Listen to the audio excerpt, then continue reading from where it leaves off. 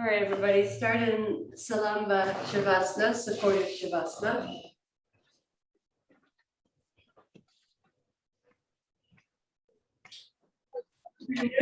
Pranayama, better to have a little gap between the hips and the bolster. But if you're a seasoned practitioner, you can start with your sacrum touching the bolster and have the entire spine on the bolster. It depends on the person, kind of depends on you, but classically, we would have the entire spine on the bolster. However, if you have back pain, or if pranayama is new for you, it's better to have a little bit of a gap so that the bolster is supporting the back ribs, but not necessarily the lumbar. Okay. Also, it depends on the thickness of your bolster. If you have a very fat bolster, then you might want to put a blanket, a folded blanket under your buttocks in order to lift the hips up a little bit, or scoot the buttocks a little bit away. So all of this is very particular. It's individualized. It's a little bit difficult to teach online, these particularities. But just so you know, the entire spine on the bolster, unless you're having back pain, in which case you would have the buttocks more forward, away from the bolster. So take that kind of care and then extend through the heels. And then let's take the feet as wide as the mat, all right? And the hands wider than the mat. And the reason for this is, let's have the hands like halfway between shoulder height and hip height. So kind of out at about a 45-degree angle. It's been so hot here in Detroit. I know it's quite hot in my house, and I don't have air conditioning, which has been fine, but it does make for 84 degrees here, even early in the morning. So when you have the hands and feet wider, it's more cooling for the body. Observe the leg pits and the armpits. So those are the places in the body that get the most hot, right? You take the axial body temperature under the arm because it's the warmest spot, and your hands are cold in the winter. You can put your hands under your arms in your armpits, and then they warm up quickly. So cooling off those places where heat tends to gather. These are also the places where the lymph nodes, major lymph nodes, are in the armpit region and in the groins. So when we have the feet wide and the hands wide, then the entire body gets cool off. We want to start pranayama from a place of coolness. You don't want to start pranayama like in the heat of the sun, in the heat of the day. But generally it's done early in the morning or at dusk, when the planet is cooling and when our bodies are cooling. Not just our bodies, but our minds are cooling. So let yourself settle into a quiet, sattvic state. Cool, sattvic state.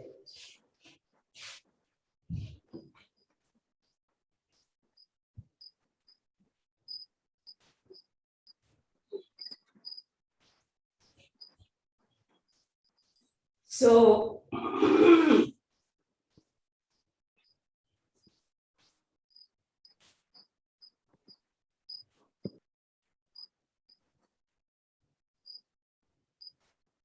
we're in Salamba Shavasana with the feet as wide as the mat and the arms at a 45-degree angle to cool off.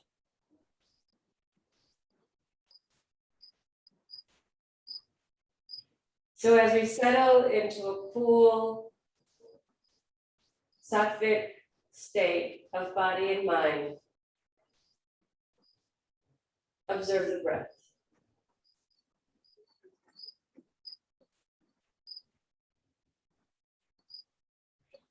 This week, I've been talking about the liver. And the diaphragm sits on top of the liver.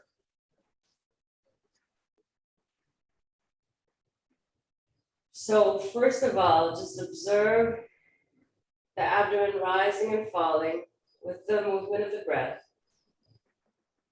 just naturally on its own.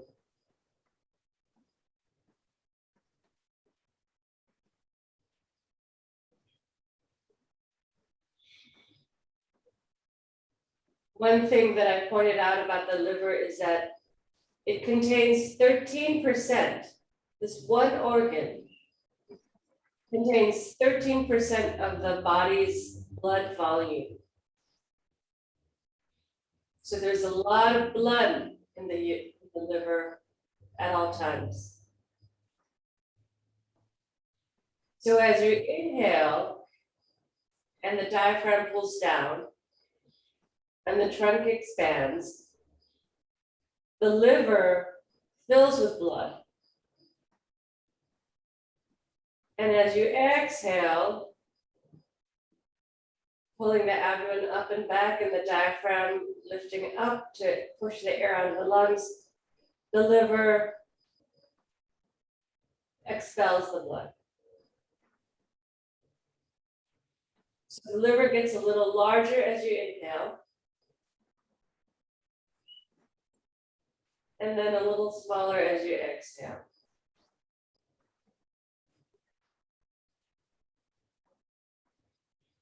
So imagine that rhythmic flow in the liver. Of course, the liver, it doesn't correspond strictly to the breath, but the breath affects circulation throughout the body.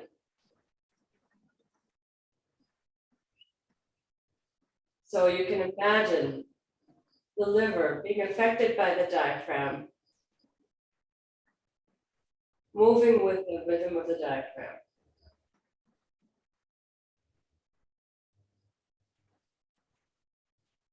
So the liver itself, as you inhale, it moves down slightly. And then as you exhale, it moves back up.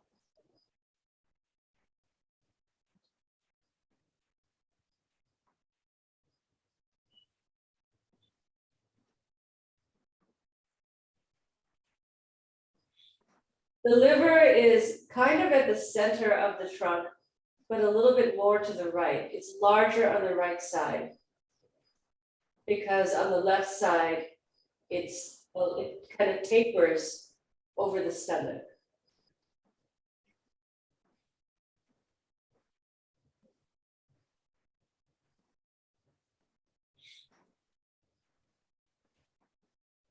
In size, they compare it to like a small football. So if you've seen like those little junior footballs that children play with, kind of like that. It's quite a large organ.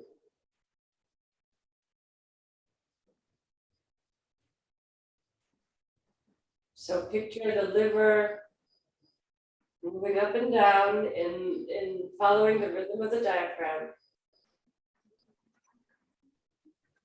filling with blood, and then expelling the blood, filling with blood, expelling the blood, pumping like that throughout the day. There's blood flow continually through the liver, which processes, metabolizes all the toxins we encounter over the course of the day, through the air, through the food, through water, all the toxins that we may encounter, especially living in cities, but also everywhere. The liver is processing, and also any medicine that you take, all of that is processed through the liver. And it prepares the waste to go into the kidneys. So it kind of purifies, cleanses the waste before it goes into the kidneys to lessen the burden on the kidneys. So it's this tremendous organ of detoxification.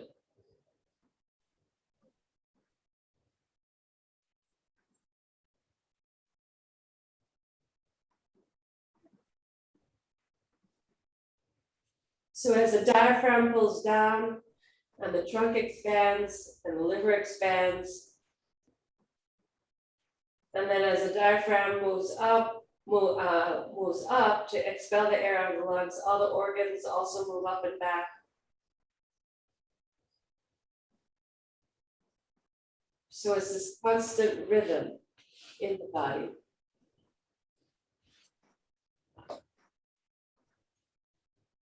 Make the inhales and exhales equally long.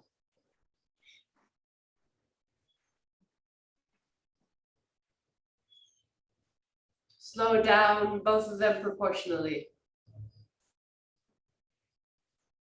As the breath slows down, then the articulation of the diaphragm is enhanced.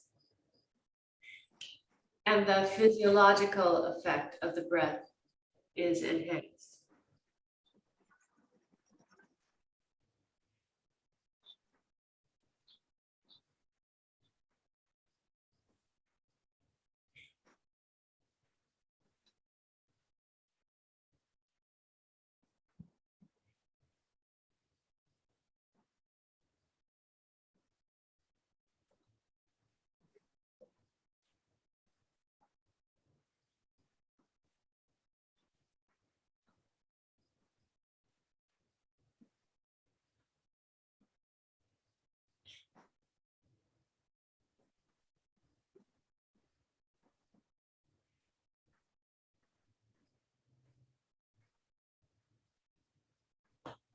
So now finish this cycle.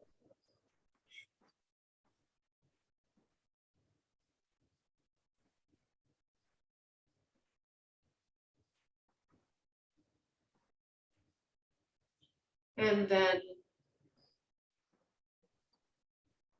fold your hands in, bend your legs, roll to your side.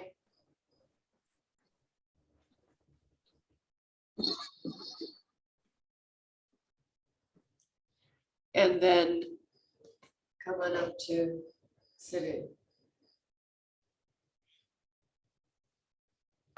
So, a bolster, 2 blankets. And actually, let's use the wall. Let's use the wall today because, like I said, because of this heat, we don't want pranayama to overheat us. Sometimes, and pranayama is definitely a little bit heating. So if we use the wall, we'll use a little less effort to sit up, and we'll better be able to stay cool. All right. So when you use the wall, the sacrum should come all the way up to the wall. So the bolster is pushed up against the wall, and I sit toward the back of the bolster so that the sacrum is all the way into the wall. Now I have a little bit of molding, so my low back is not touching the wall, but the shoulders will definitely touch the wall, and the back of the head will also come into the wall. So let's take the right leg and the left leg. And then take a little support under the legs, especially the bottom leg.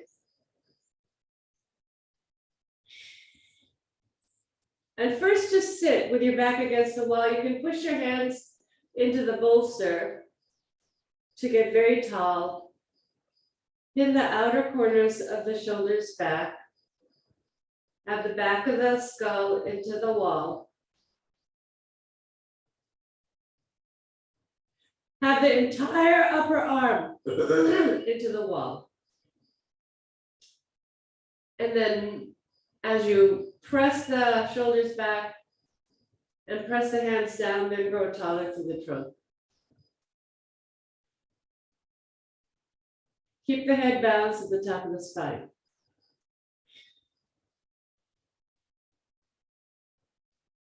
Then from here, press down with the hands, bring your head down, bow your head down. Keep your hands at the sides. Keep your hands on the bolster for now. Bring your head down. Observe your seat. See that the legs are releasing evenly, buttocks level, buttock bones level. Lift up through the sides of the trunk. Feel the side seams from the outer hips to the outer shoulders. A long, tall, even side seam right and left as you bring your head down. And take a few slow, soft breaths here. Observing the movement of the diaphragm, feeling the expansion on the inhales, and then the abdomen moving up and back on the exhales.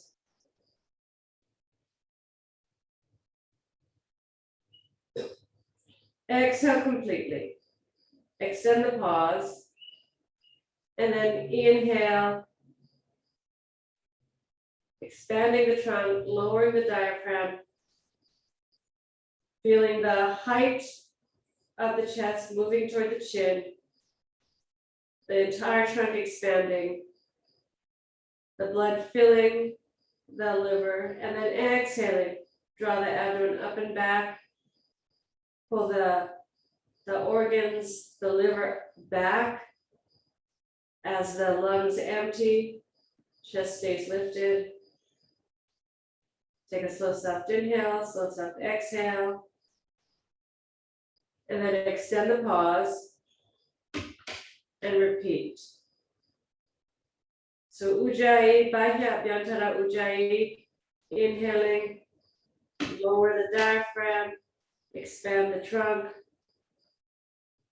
spread the chest open, lift the chest to the chin, and then slow, soft exhale. Draw the abdomen up and back, the liver moves up and back, the diaphragm moves up to push the air out of the lungs, chest stays open. And then take a recovery breath or two. And stays down. And then let's repeat. Bahya Abhyantara Ujjayi. Exhale. Extend the pause. And then inhale.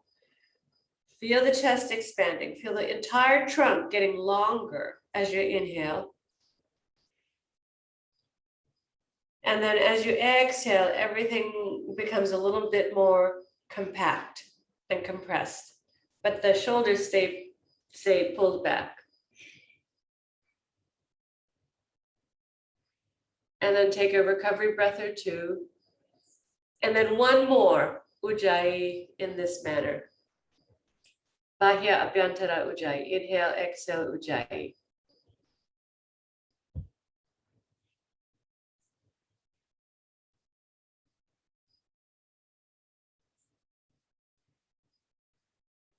And then at the end of this exhale, you can bring your head up, keeping your eyes closed, and you can rest your hands on your thighs when you're done.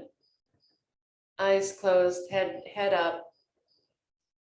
Sit quietly for a moment. Okay, good.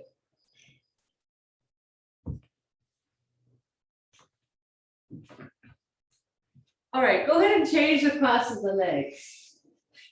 So now the left leg will come in, and then the right leg will come in.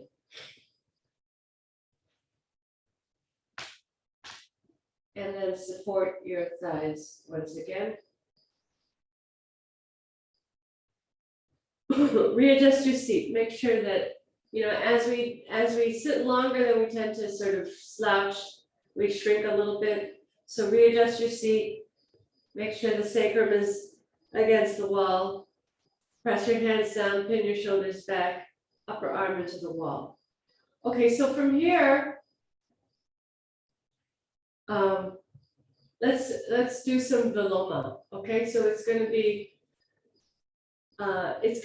three stages of the inhale and then a slow soft exhale. So here I have an idea. Let's hold the sides of the bolster like this. Okay, do you see what I'm doing? I'm holding the sides of the bolster and then I'm pulling the shoulders back. Okay, so that pulling is giving me of the hands is giving me like a little anchor so that I can lift the trunk more. Okay, let's try that. But then it's also giving me a little bit of width. So like I was saying earlier, when we kind of air out the armpits and the leg pits, we get cooler. So holding the sides of the bolster, pin the shoulders back, head is balanced at the top of the spine. Then from here, Jalandhara Bandha, head down. Roll the shoulders back. All right, so I'll talk you through the first few cycles, and then you'll do some cycles on your own. So first, before we start, just reacquaint yourself with the liver. So the liver is a little bit more to the right than the left. It's just below the diaphragm. It's just below the sternum. The left lobe goes over the stomach. The right lobe is larger and goes to the right side. So acquaint yourself with your liver as you just take a few normal breaths.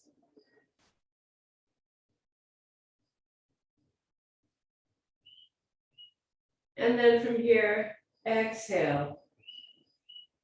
Extend the pause. Viloma inhales. So inhale to the top of the liver and pause. Inhale to the armpit band and pause. Inhale all the way up to the top of the chest, pin the shoulders back, pull up on the arms a bit, pause, and then slow, long, soft exhale. Smooth exhale.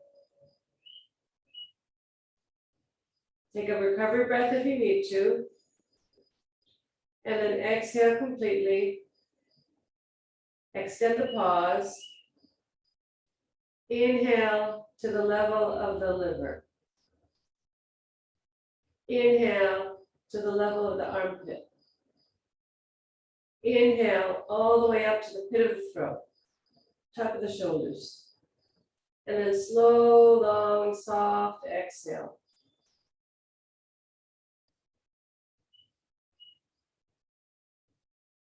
Recovery breath as needed. Extend, and then exhaling. Extend the pause. And then Viloma inhales. Okay, do some cycles on your own now. Viloma inhales. We've talked about how the Viloma inhales kind of replicate what's known as the physiological sigh, which is an autonomic mechanism that our body takes whenever we need to kind of refresh ourselves, whenever we need to balance out the oxygen and carbon dioxide levels in the body. And how it's the body's kind of natural tuning mechanism to bring the nervous system to a neutral state. And how the Viloma inhales are meant to fill out the alveoli of the lungs. So normal breathing, we're just using the larger alveoli lobes, But then when we do Viloma, we fill out all the lobes, all the little fingers and bubbles of the alveoli in the lung tissue. And then the slow, long, soft exhale to calm yourself, to refresh the liver so that it can take in more blood. So continue with these cycles. Do 3 more cycles of Bahya Viloma. Abhyantara Viloma. Viloma inhales.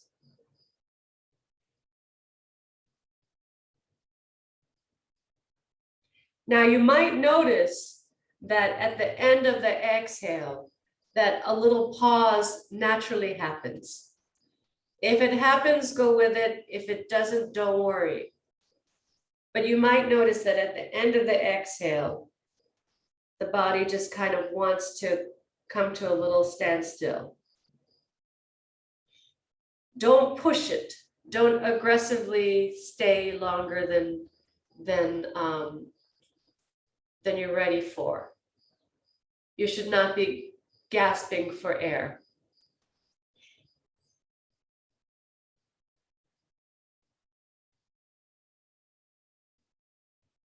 So after this cycle, then you can bring your head up with your eyes closed after you finish this cycle. And just sit quietly. You can rest your hands on your legs and just sit quietly for a moment.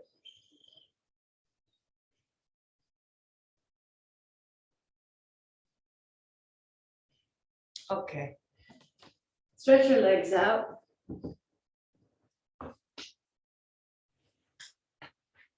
And then clear your mat.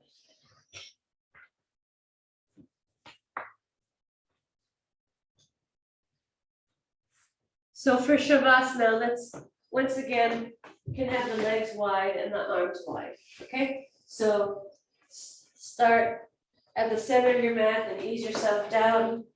Take the feet as wide as the mat. You can use the mat as your measure, and also the arms a little wider than usual. Just to let yourself completely cool off. Let the outer thighs roll out, the outer shins. Descend the shoulders, soften the palms. Take a moment to make sure that you are arranged symmetrically, as symmetrically as possible, and then completely rest. Normal breathing.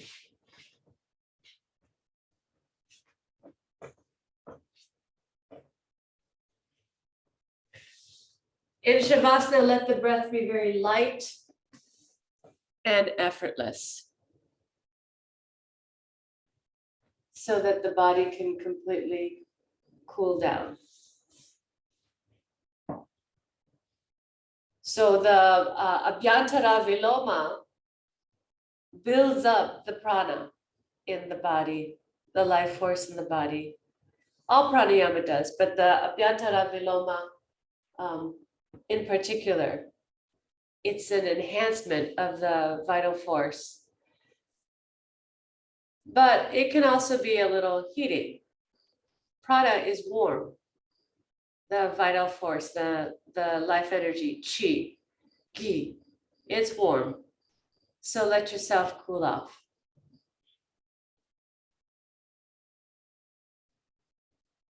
Release the heat from the groin region, release the heat from the armpit region.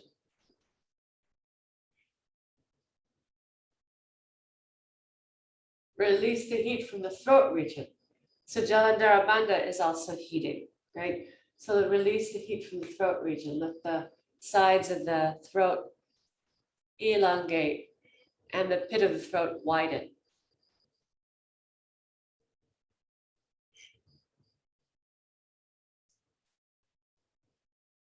Widen also between the eyebrows. So we associate wideness with cooling, and we associate narrowness with heated. So whether in asana, pranayama, so you can adjust yourself accordingly, depending on your circumstances. All right, we've reached the end of our time, but you can stay as long as you wish. And I hope you all have a great day. See you later.